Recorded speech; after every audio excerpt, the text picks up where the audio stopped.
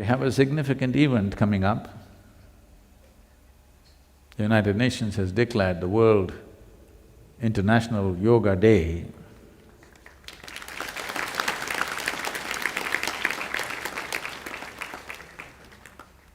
That means those of you who are living in the yoga center or associated with the yoga center means this is your day.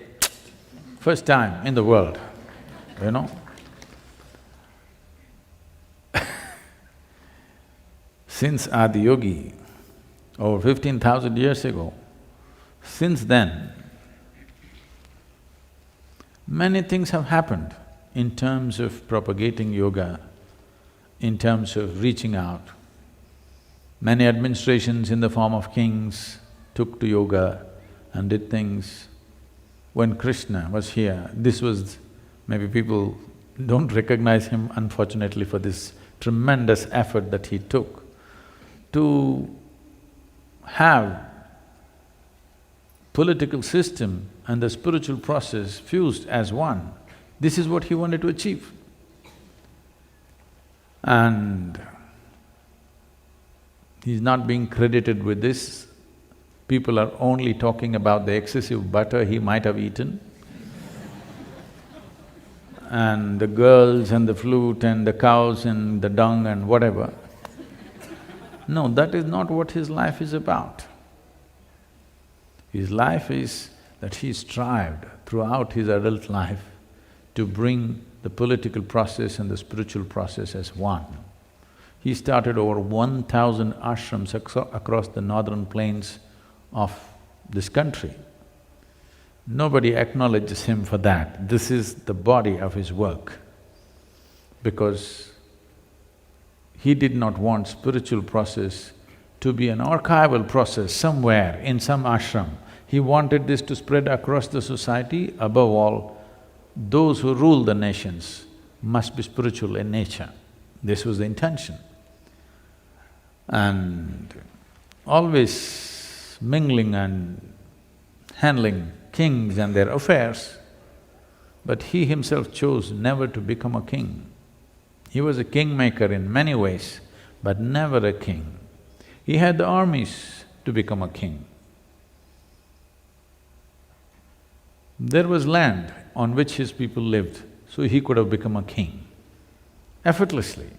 If he wanted to become the king, particularly the Pandavas would have given up their whole kingdom and said, "You be the king." There's no question about that.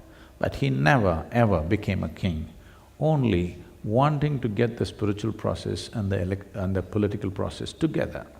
This was the whole effort. So it's wonderful today that the United Nations has declared this and the head of a state is talking about yoga. It's a big thing. We've been working to do this, particularly in the last 12 to 15 years. We have made many efforts to bring people who are the leaders of nations to have some spiritual process in their life. For the first time, the head of a major nation on the planet is talking about yoga in public, in international fora. And for the first time, 177 countries get together to pass a resolution. Never before in the history of United Nations, 177 countries have voted for anything for that matter. So, the coming year is a historic event in many ways, because this could be a kind of a foundation stone to make scientific approach to the inner well-being of the human being a worldwide thing.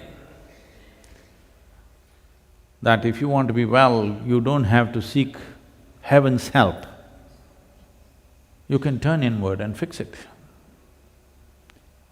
You can turn inward and create well-being. You don't have to look up, you don't have to look down, you don't have to seek celestial help.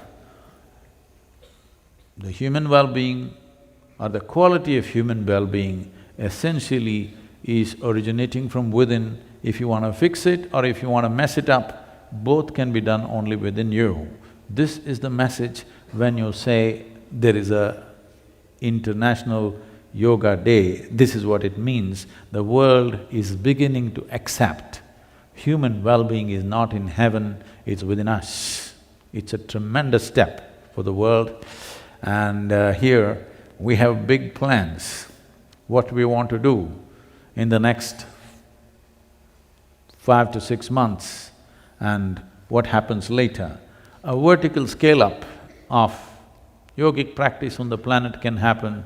We have very big plans for the coming 6 months. We want committed people, we want committed teams across the country and in the rest of the world who will really go by this plan to see that this shift of attempting human well-being, instead of heaven, we shift inward. This can be truly scaled up in the coming year. We have a very elaborate plan.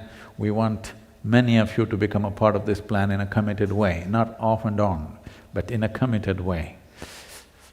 Because this is a historic event and it's wonderful that it is timed at the time or beginning of Dakshinayana.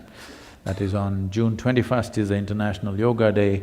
It indicates the shifting of the relationship between the sun and the planet from north to south, when Adiyogi turned south and became Dakshinamurti to deliver this whole dimension of yoga, this knowledge or this whole sphere of understanding the mechanics of human being in relation to the mechanics of the cosmos and how one can transcend, how this can either be a tiny little creature or how this can become a cosmic being. This possibility he opened up on this day, and it's truly wonderful. That day is being recognized as the International Yoga Day. So plans, big plans means you know a lot of work. So let's not talk about work today, but it'll come. Lots of work. I was thinking, 2015 I'm going to step back and start practicing retirement a little bit. But no, 2015 is going to be full throttle. So you should not try to tire or retire in the coming year. No tiring, no retiring, okay? Full throttle. Are you up?